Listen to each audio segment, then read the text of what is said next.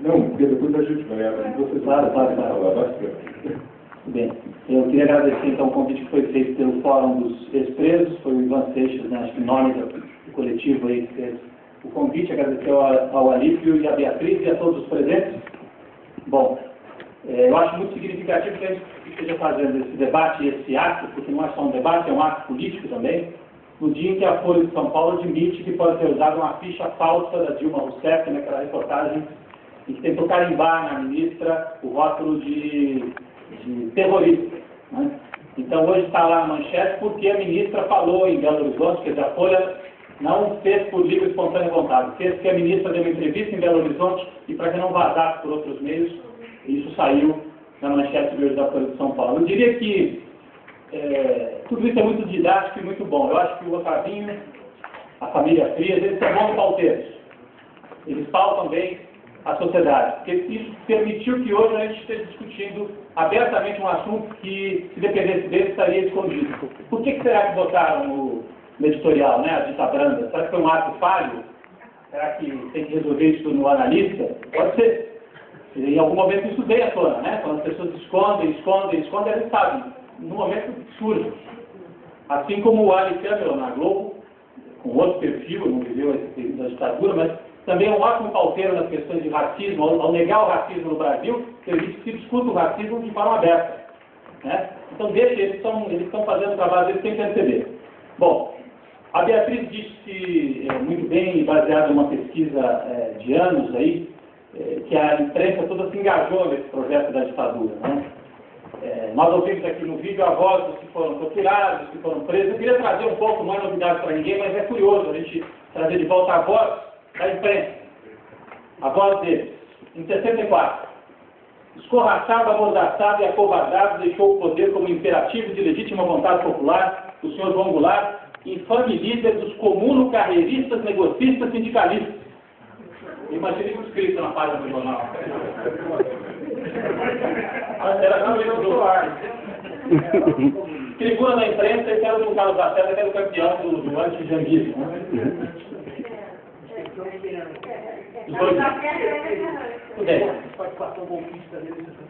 O Globo, famoso editorial de 2 de abril. Ressurge a democracia, vive a nação dias gloriosos, porque souberam unir-se todos os patriotas para salvar o que é essencial, a democracia, a lei e a ordem, graças à decisão e ao heroísmo das Forças Armadas. O Globo, em letras de forma, guardado aí para a posteridade. Jornal do Brasil, depois ganhou a imagem no Jornal Democrático, ou pelo menos lutava um pouco pela democracia num certo período ali, com times, né? Isso tudo é contestável e discutível. Jornal do Brasil, abril de 64. Desde ontem se instalou no país a verdadeira legalidade. Legalidade que o caudilho não quis preservar. A legalidade está conosco, não com o caudilho aliado dos comunistas. Jornal do Brasil. Aí o Estadão, aí não podia deixar de haver a referência a 32, né? São Paulo repete 32.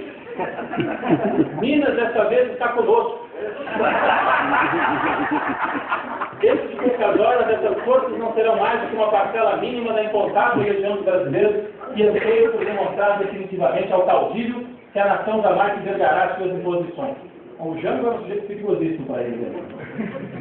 Bom, e Minas estava mesmo, não é? Porque Estado de Minas, multidões em júbilo na Praça da Liberdade, ovacionados o governador do Estado e os chefes militares, aí segue num texto longo, eu vou poupar vocês desse texto do Estado de Minas, e aí vem, eu peguei aqui um texto de fora, aqui do Circuito de São Paulo, Rio, Belo Horizonte, o povo de Fortaleza, a paz alcançada. A vitória da causa democrática abre o país a perspectiva de trabalhar em paz e de vencer as graves dificuldades atuais, e aí agradece as Forças Armadas e o povo brasileiro pelo bem do Brasil. Bom, isso tudo veio à tona agora, 45 anos do golpe de 64, eu recolhi no site Carta Maior, mas vários sites, vários blogs, os jornais não, mas os sites, os blogs da internet trouxeram essa discussão e é muito importante que a gente coloque isso aqui, traga de volta. Mostram que a imprensa brasileira, a grande imprensa, com raríssimas exceções, e a Última Hora, né, que foi, enfim, Samuel Weiner foi exilado, depois acabou tendo o título vendido para quem? Para a Folha, né, para a Folha de São Paulo, inclusive os arquivos nós estão até hoje aqui na Barão de Limeira. Mostra que a imprensa tomou partido desde a primeira hora e mostra também para a gente como a minha geração, pelo menos, cresceu, ou pelo menos estudou, já sob a égide dessa máscara ideológica de que a imprensa é neutra, de que a imprensa é independente. Então, o ideal da imprensa é ser independente, é ser neutra, é ser plural. E quando a gente olha para trás, a gente vê que essa ideia é uma ideia recentíssima e localizadíssima na história do Brasil e do mundo, eu diria, né? Porque se a gente voltar, o Estadão foi sempre porta-voz dos interesses paulistas, fazendeiros, oligarquias, de 32, né? Não aceitava, anti-getulista, anti-trabalhista. O Estadão sempre assumido, né? Pelo menos teve a coragem de fazer as coisas claras. Apoiou o golpe e depois ficou na oposição sem renegar o apoio ao golpe, até nunca se envolveu diretamente com tortura, pelo que se sabe, no estado de São Paulo. O Estadão, jornal da família Mesquita. Historicamente, os jornais, por definição, não eram veículos independentes, neutros, plurais. Eram jornais de tomar partido. Isso desde a Revolução Francesa, né? Se a gente for buscar lá, tinha o jornal do Robespierre contra o jornal do Danton, e eles faziam o debate e usavam os jornais para esse debate. Quer dizer, não havia o ideal de um jornal que pairasse acima das facções. Os jornais eram de facções. E ao longo da história do Brasil, você falou do Diário de Pernambuco, né? Que foi o Diário de Comércio, né?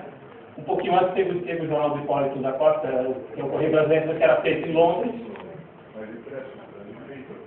que era do Pernambuco. Eu lembro, até por ter estudado história, mas não ter seguido a carreira depois, o jornal do José Bonifácio, né? O Tamoio, durante a Constituinte de 1823, 24, ele tinha um jornal que não era um jornal neutro, era um jornal para defender as posições dos Andrada, que eram posições avançadas para a época contra a escravidão, a favor da abolição da escravidão já em 1823, e tinha um jornal para fazer esse debate. Bom, nos anos 50, 60, a imprensa é assumidamente partidária, muitas vezes tem que ser político partidário, não necessariamente era ligada a partido, mas tinha partido. Quer dizer, a tribuna da imprensa, né, historicamente anti-getulismo, anti-trabalhismo, aí o Getúlio incentiva a última hora, como vocês sabem, né, os mais antigos aqui acompanharam, eu não cheguei a ler a última hora, mas a gente conhece pela história. E aí, curiosamente, quando é que isso se quebra? Os jornais não faziam de conta que eram neutros no Brasil, mas chega uma hora que eles passam a fazer de conta que são. E é justamente quem faz esse papel, quem tem a vanguarda desse papel no Brasil, é a Folha de São Paulo, o projeto Folha no pós-anistia, uma tentativa talvez até de limpar esse passado, ou de fazer essa transição do pai para o filho, enfim, motivos há vários aí. Seguindo uma linha da imprensa dos Estados Unidos, o projeto Folha vende essa ideia de que é um negócio, de que é um jornalismo independente, plural, que não tem rabo preso com poder, né? Pelo menos com poder político. Rabo preso com o leitor. O leitor, né? Bom, quando a Folha traz... mas efetivamente, concretamente, a gente não pode também negar que a Folha teve ali, durante as diretas, botava o amarelinho ali na capa, ocupou um espaço. Acho que ela percebeu, farejou que havia um espaço para crescer, trouxe a chamada sociedade civil que estava voltando do exílio, Florestan Fernandes escrevia na Folha, Fernando Henrique Cardoso, exilados e tal, e colocou ali na página 3. Eu me lembro que no PC, nos anos 80, 90, o debate se fazia pela coluna painel, né? O pessoal vazava quando queria as correntes que brigavam internamente, então o PT lia em massa a Folha de São Paulo. Aqui em São Paulo, eu não sei como é que era no Rio, né, Beatriz? Mas a Folha era lida pelo que tinha de esquerda aqui, naquele período 80, 90. E ela não deixava o seu jornal de abrir espaço também para os setores mais conservadores também escreverem nas suas páginas. Bom, o que acontece? Aí, então, eu digo que esse projeto e essa ideia de jornal plural tem esse momento de virada que é aí no projeto Folha. E o Globo corre atrás. O Globo corre atrás, estava muito marcado com o anti-brisolista, tinha sido 82 do Proconsul, tinha sido cobertura dos dois governos de Brizola, quem mora no Rio, quem acompanhou, sabe que foi a cobertura. E aí houve uma tentativa de limpar a barra também, limpar a imagem do Globo. E eu acompanho um pouco isso porque eu trabalhei na TV Globo durante 12 anos. O Evandro Carlos de Andrade, que é um velho jornalista de confiança absoluta da família Marinho, participa dessa virada no jornal, de tentar fazer um jornal mais aberto, menos ideológico, para seguir um pouco nessa linha da Folha. Eles viram que eles vão ficar para trás. E depois ele migra essa linha, inclusive, para a TV Globo. Eu estive lá, em 95, quando o Evandro assume na TV Globo, ele fica sabendo que tinha um programa do Caco Barcelos sobre a bala de Perus aqui. Um programa que nunca tinha ido ao ar. Acho que 4 anos. 4 anos. Tinha sido descoberta a bala de Perus, um pessoal que tinha sido morto de tortura e jogado lá em Perus, inclusive o Castro e o Maurício Maia, que é um produtor, um grande jornalista que está lá na Globo até hoje, ajudaram, tiveram um papel muito importante na descoberta dessa bala, foram atrás da Erundina, que teve um papel importante também nesse processo todo. E aí a grande ironia é que na Globo não sai, todo mundo pobre, mas a Globo faz um programa especial sobre esse acontecimento e não vai ao ar. O Evandro Carlos de Andrade entra em 95 na Globo, eu estava lá, era um iniciante na Globo, mas já não tão iniciante no jornalismo. Mas cadê o programa? Vou botar no ar. Pum, agora não tem mais nada proibido, pode botar no ar. Também, o Gregório já estava no Ministério com o Fernando Henrique falando do assunto, não tinha mais porquê também, já ia ser mais realista do que o rei é um ponto descomunal. E aí bota no ar, e ao longo de alguns anos, eu estava recuperando aqui, né? Nós tivemos, Emir Sader era comentarista da Globo News durante o período, no final dos anos 90, começo dos anos 2000. Falava sobre política internacional. O Franklin Martins era comentarista de política, um colunista no Globo e depois comentarista na TV Globo. Tinha programa na Globo News. Então, houve um ensaio de seguir essa linha da Folha. Vamos fazer jornalismo independente e tal. Bom, a gente pode dizer, quem já tinha lido Gramsci, né, estudado um pouco mais, sabe que isso era uma máscara ideológica, que isso não podia se sustentar por muito tempo e tal. Mas o fato é que, concretamente, para quem estava fazendo jornalismo, parecia que ali, e concretamente, se abriu algum espaço para pluralismo, se a gente pode chamar assim.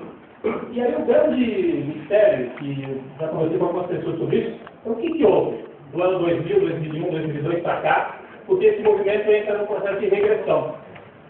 Processo de regressão que vem puxado, ou talvez seja um processo de voltar ao que sempre foi, que sem máscara, né? Vem puxado pela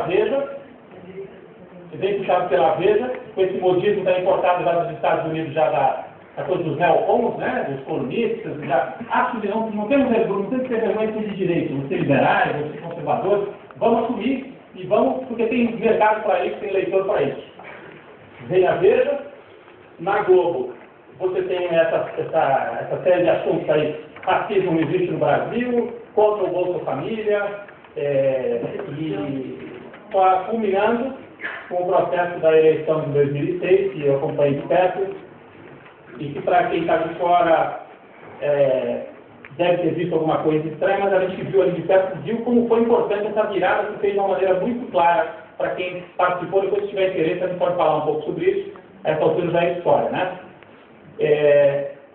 Dia desses eu perguntei para o Franklin Martins, eu fui entrevistar lá sobre 68, né, os 40 anos de 1968, ele agora já foi ministro, e ele tinha sido meu colega, né? Eu dele, uma figura importante, um comentarista político, eu era um repórter só na Globo, mas enfim, tínhamos trabalhado juntos. Franklin, o que aconteceu? Que o Franklin foi afastado da Globo. Nesse processo de 2006, no começo de 2006, ele é afastado e deixa de ser comentarista da TV Globo. Ele deu uma entrevista muito interessante na revista Caros Amigos, em que ele conta como é que se deu esse processo. Franklin, o que aconteceu? Ele falou, o que aconteceu é que eles desistiram do pluralismo. Bom, isso a gente sabe. Mas por quê? Aí ele fez uma cara assim, não sei. Que vantagem eles levam? Não era melhor manter a máscara da independência, do plural, se fosse uma máscara, manter uma aparência de somos plurais, isso não teria muito mais efeito para fazer o papel nos momentos essenciais que eles podiam fazer? Eu acho, se eu fosse estrategista lá, eu manteria a tática anterior. Então, o que será que aconteceu? Eu ainda não entendi, isso ainda está para ser melhor discutido, até aqui deve ter gente que certamente pensa e reflete sobre isso, né? Dia desses também conversei com outro jornalista, o José Arbex, que foi um cara que trabalhou na Folha há muitos anos, lá nesse projeto Folha, mas apesar de ter uma posição muito diferenciada, né, dos seguidores aí desse projeto Folha, consegue manter um certo diálogo com a família presa, apesar de ter uma posição política muito diferenciada hoje. Ô, Alex, o que aconteceu? Até essa história do Dita Branca, o que deu na cabeça do cara? Assim, até do ponto de vista dele, que vantagem Maria leva? Ele me disse, ele falou, eu acho que é medo. Eu acho que na hora da crise, na hora da convulsão, a elite age, fica com medo e erra. Mas medo do quê? Medo do processo aqui da América Latina, ele não tem medo do Lula, né? Ele tem medo do que está do que está no entorno aqui, Chaves e Bolívia. Não a figura do Chaves. Essa história da Bolívia é algo muito radical que está se fazendo na Bolívia. Você tem uma Constituição que pela primeira vez não segue os cânones liberais, a separação equidistância dos poderes, cria a autonomia dos índios e tal. Bom, mas a Bolívia é uma coisa, um país pequeno, pobre e tal. Mas há uma cultura, a tese dele é que há medo e na hora do medo erra-se muito. Há outra tese, né, sobre isso, quer dizer, hipótese, né? Que no momento da crise, quando as instituições entram em crise e ficam menores, elas tendem a buscar maior coesão, elas tendem a se aferrar mais ao núcleo duro. O que está acontecendo com a Igreja Católica, com o Papa Ratzinger? É isso. E que vantagem leva o Ratzinger e a Igreja Católica de expurgar toda a sua ala soberana? Eles estão buscando ficar mais coesos, eles vão ter menos gente com eles, mas vão estar... E quem está com eles até o fim. Então, será que é isso que está acontecendo? Quer dizer, a imprensa desistiu de apresentar essa máscara de pluralismo e assumiu que é uma formuladora mesmo, e ajuda a formular, e ditar pautas para a sociedade, tudo, sem nenhuma máscara? Eu não sei, isso é uma pergunta que eu deixo aqui. Eu tento pensar sobre isso e acompanhar assim, o dia a dia. Esse episódio da Dita Branca não é possível. Quer dizer, vem a Dita Branca, depois vem a matéria de capa. Eles já sabiam na Dita Branca que a candidata do Lula é a Dilma. Isso é que é à toa. Aí vem a capa com a ficha da Dilma. Parece coincidência, certamente não é coincidência. Bom, qual que deve ser o papel da gente fazer a crítica a isso? Será que nós devemos dizer para eles, escuta, vocês têm que ser plurais, porque a gente fica nesse papel, eu acho, eles escrevem para o jornal, os brincos, vocês têm que ser plurais. Será que isso não é pedir que eles sejam, ou que eles não sejam, que eles nasceram para ser? E se a imprensa nasceu para ser, ou historicamente, é parte do aparato de poder e disputa política, será que não há ingenuidade também a gente ficar numa de, escuta, pluralismo, cadê o plano? Será que o melhor não é ignorar e partir para outro? Eu acho que nós estamos numa fase intermediária, que é ajudar a tirar a máscara. Eles estão fazendo isso com uma força danada para tirar a máscara ideológica deles. Está ajudando. E acho que o papel de outros meios que estão aí, acho que da internet, principalmente, que é a grande diferença do momento atual, nós temos aqui o companheiro, o Alípio, que está bravamente aí ajudando a dirigir um jornal que é importante também, que tenta trazer essa discussão para outro campo, mas eu acho que, principalmente na internet, a gente consegue fazer essa discussão. Ainda é de forma limitada, porque nem todo mundo acompanha essas discussões na internet, mas nos momentos fundamentais isso deu uma força incrível. Em 2006, quando a Carta Capital fez aquela matéria entre o primeiro e o segundo turno, mostrando que tinha sido a cobertura da TV Globo na eleição, a Carta Capital, não sei, 20 mil exemplares, 30 mil, mas isso correu pela internet de uma maneira que o Ali Câmara disse lá dentro da redação, vou responder não para da Carta Capital, mas pela repercussão na internet, não pode ficar sem resposta. Então, eles temem a internet, eles ainda não entenderam direito como é que funciona essa história de meios em que eles estão na cultura da redação verticalizada, e tudo, ainda não entenderam como é que funcionam esses meios incontroláveis, né, da internet. E por isso que acho que também eles fazem bobagem, porque eles ainda pensam com a cabeça como se não tivesse ninguém. Se só tivesse o Comparato e a Maria Vitória para escrever para a Folha a carta, e o Otávio senta a pancada deles de volta, ia ficar por isso mesmo. 20 anos atrás ia ficar por isso mesmo. Hoje você tem a internet, você botou 500 pessoas lá na porta da Folha, e essas 500 pessoas se reproduziram em quantas outras aí pela internet? Esse ato foi divulgado no Brasil inteiro, saiu inclusive em agências internacionais. Para ele teve um custo, do ponto de vista empresarial, que ele vai pensar duas vezes agora antes de fazer de novo. Que é que a Beatriz diz, tem uma linha lá dentro do jornalismo que diz que imprensa questões de negócio. Mas não é só negócio, né? Na hora H, eu acho que fala mais alto também a opção ideológica, política e de classe, né? Como em 64, né? Ou, em muitos momentos, elas podem andar juntas, né? Pois, estou perdendo assinantes, por exemplo. Como é que se recupera isso? Não é um tiro no pé? Eu não consigo ainda entender, talvez eu esteja sendo ingênuo e a jogada é muito maior e a gente está aqui falando de miudeza. Eu também não queria passar a impressão aqui de que, uma visão mecanicista de que, bom, então a imprensa é isso mesmo, então vamos ler. Tem gente que, mesmo na grande imprensa, bom, eu trabalho na TV Record, e ali a gente vai caminhando e tentando abrir um espaço aqui, outro ali. Até recentemente eu vi algo, a Mônica Bergamo, na Folha, por exemplo, trouxe a história da filha do Fernando Henrique Cardoso, que trabalha no Senado Federal sem comparecer ao Senado. No momento em que se faz um escândalo com a empregada do deputado de Brasília, isso sai em tudo que é lugar, a Mônica lá deu a matéria, cumpriu o papel dela, agora isso aí sumiu, né? Ela deu na coluna dela e depois não saiu mais em lugar nenhum. Então, há algumas pressas para que mesmo na grande imprensa, a gente sabe disso, né? Para que se faça algum tipo de contraponto, né, à linha oficial, mas isso é sempre muito tênue e de maneira muito limitada ainda, né? Então, eu queria, deixa eu só ver aqui, eu tinha anotado algumas coisas que eu não podia deixar de fazer. A resposta da Record? A Record entrevistou várias pessoas, inclusive eu acompanhei o programa todos os dias, na briga da Record com a Folha. A Record botou no ar arroz, nogueira. Pois é, mas acabou sendo positivo. Foi Né? muito, não. E pouco importa qual é o interesse que se há, quer dizer, certamente é um interesse, é uma luta empresarial ali entre eles. É uma luta empresarial, o inimigo do nosso inimigo do momento é o nosso amigo, né? Parece. Parece. Eu também posso, a memória de Estado, eu também posso. A entrevista vocês, né? Eu também acho. A gente pode até retomar isso aqui, eu vou tentar concluir. Então eu acho que essa turma aí, eu chamo de, lá no meu blog, eu chamo de cidadão Frias agora. Porque tem o cidadão Boris e tem o cidadão Frias. Cidadão Frias, o Ratzinger lá da Globo, que é o Alicante, e outros, eles se acostumaram tanto nessa linha vertical das redações e do controle total, se acostumaram também a comprar o cérebro da turma que trabalha para eles, né? Não basta comprar força de trabalho. Aí eu lembro de uma frase de um colega meu lá da Globo, que também saiu no mesmo processo que eu, que está aqui. Ele dizia assim, pô, os caras acham, eu vendo a minha força de trabalho, eles já estão comprando meu cérebro também. Meu cérebro custa muito mais caro, não vai ser assim.